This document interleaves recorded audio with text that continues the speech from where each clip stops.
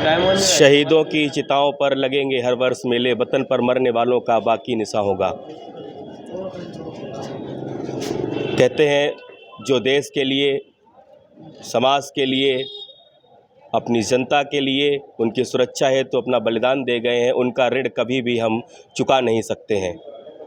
उन्होंने अपनी जान की परवाह किए बगैर ही हमारे लिए अपने प्राणों की आहुति दे दी और उनको न्यौछावर कर दिया।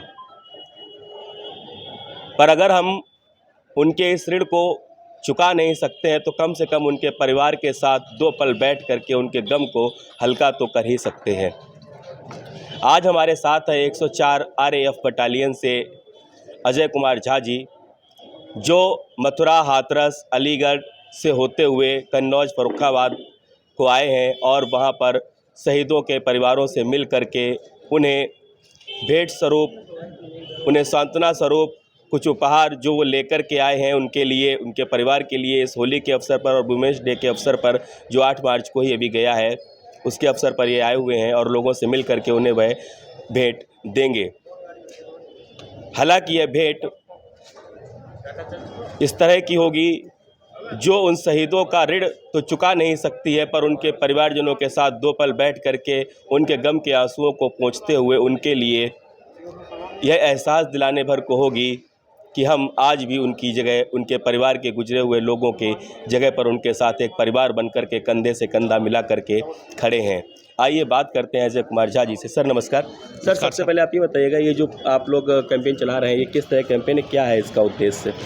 इसका उद्देश्य ये है कि हम जो हमारे शहीद गुजर गए, जिसको हम वो तो वापस नहीं ला सकते उसको, लेकिन वो परिवार जो हमारे साथ, उन्हीं की एक दी हुई नींव पर जो ये फौज टिकी हुई है, वो नींव कभी ये ना समझे कि हमारे साथ जो हो गया घटना तो ये समाज या फिर ये डिपार्टमेंट या ये जो हमारा बल है इसे हमें भूल गया। हम और तो कुछ उनको वापस दे नहीं सकते, कम से कम सांत्वना के तौर पर अगर उनके साथ खड़े रह सकते हैं तो और हम क्या कर सकते हैं, इतना तक हम ज़रूर कर सकते हैं। सर ये बताइए, जब आप लोग सीमा पर होते हैं या जब आप लोग सामने होते हैं, कभी कभी ऐसा होता है कि हम लोग यहाँ सोच करके काँप जाते हैं कि जब ऐसा होता है कि सामने मौत खड़ी होती है, लेकिन आप अपनी जान की परवाह किए बगैर भी देश के लिए डटे खड़े रहते हैं, तो कभी ऐसा लगता है लोगों को कि बैक हो जाए। हम लोग अगर होते हैं तो कभी कभी जनता यहाँ सोचती है कि हम लोग बैक हो जाए, पर हमारे जवान इस तरह से खड़े रहते हैं। इसके पीछे क्या रहता है कारण, क्या उनकी भावना रहती है मन में उस समय? उनके भावना में ये कहाँ रहती है कि मैं मरने जा रहा हूँ। उनके भावना में तो ये रहता है कि मैं जहाँ कदम रख रहा हूँ वहाँ मुझे कुछ भी नहीं हो सकता। बाकी मौत तो किसी ने आज तक देखा नहीं है। बिल्कुल सही कहा आपने। कहते हैं कभी भी कहते हैं कि आज जब ऊपर वाले के यहाँ भी जश्न मनाया जाएगा जब एक शहीद वहाँ पहुँचेगा, और कहते हैं कि शहीदों का मर्तबा जो है वो हर जगह से, हर चीज़ से ऊंचा होता है और एक ऐसा होता है कि उनकी यादों को ना हम कभी भूल सकते हैं ना कभी उनको भूल सकते हैं। उनके लिए हम जितना ही कर सकें, उनके परिवार के लिए हम जितना कर सकें, उतना कहीं ना कहीं हमारे लिए कम ही रहता है, क्योंकि कोई एक ऐसा व्यक्ति जिसने देश की रक्षा के लिए, हमारी सुरक्षा के लिए, हम लोगों के लिए अपने प्राणों का बलिदान दे दिया। सर एक बात बताइएगा, जब जवानों में ऐसी स्पिरिट, ऐसी भावनाएं जब आ जाती हैं कि जब वह देश के लिए मर मिटने को और एक सीमा पर खड़े हुए अपने बलिदान देने को तैयार रहते हैं, तो एक पल कभी ऐसा आता होगा जब उनको अपने परिवार के बारे में ख्याल आता होगा, पर वो उस अपने परिवार को छोड़ करके इस बड़े परिवार के बारे में, पूरे देश के बारे में सोचते हैं, तो उस समय कैसी भावनाएं जो है उत्पन्न होती हैं? देखिए, जो हकीकत है जब वो नौबत आ जाती है तो अपना परिवार छोड़ के ये जो हमारा परिवार है, इतना बड़ा परिवार, वही केवल दिखता है।